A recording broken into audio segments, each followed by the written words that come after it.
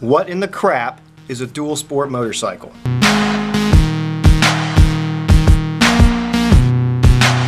What's up guys, it's Alex. In this video I'm going to explain to you what makes a dual sport motorcycle for those new guys or whoever is kind of confused about what really is a dual sport motorcycle, or old school terms, an enduro, or a dirt street or whatever. Here we go. So dual sport motorcycle is just going to be, literally in classic terms, a dirt bike that has been kind of re-geared a little bit and set up for the street, okay? Show you what I'm talking about. So this DR650 right here, that's a dual sport motorcycle, okay?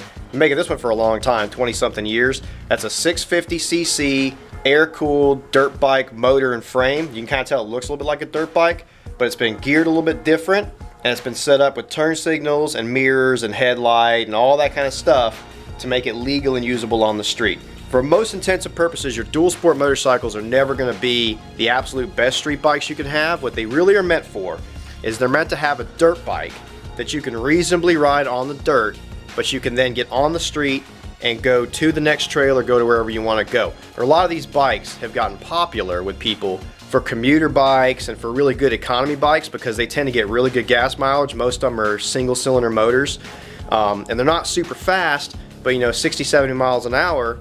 If you're getting 60, 65, 70 miles to the gallon, for a lot of people for commuting and stuff, that's freaking awesome. And then if they need to, they can hit dirt roads, they can hit trails with them, they can jump medians with them. It's kind of become like a new city hooligan thing to have dual sport motorcycles and stuff. So here's another one. Here's a smaller one. This is a WR250. So they come in a lot of different sizes. Most of your dual sports are going to start at about a 200 or 250cc.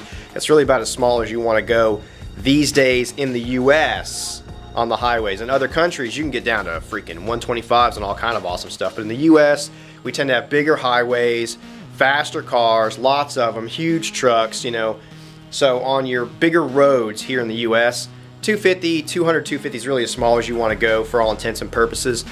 But you can go all the way up to, most of your dual sport motorcycles cap out at about a 650. There's been a couple of 800s out there.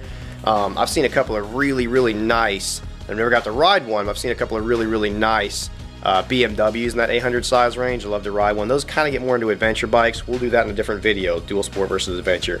It's coming, just wait for it. But I just want to go over the basics of dual sport motorcycles with you guys. Some people put some bikes in the dual sport category now that are more like an adventure bike. Adventure bikes have kind of come up on the rise the last 10-15 years and really started gaining a popularity because of how versatile they are, and I'll do a whole video on those too. But Suzuki actually usually puts these bikes into dual sports, these V-Stroms that are so awesome.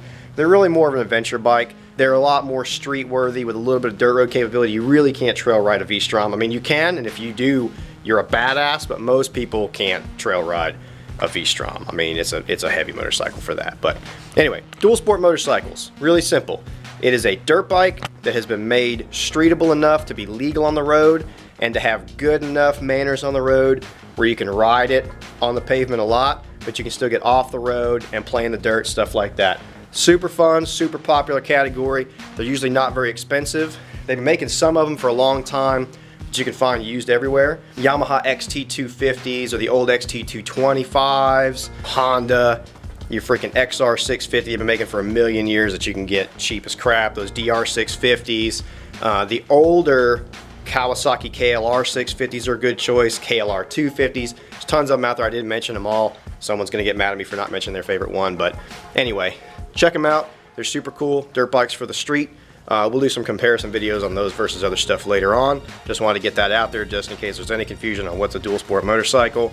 As always, I'm Alex. Subscribe if you dig it. Peace.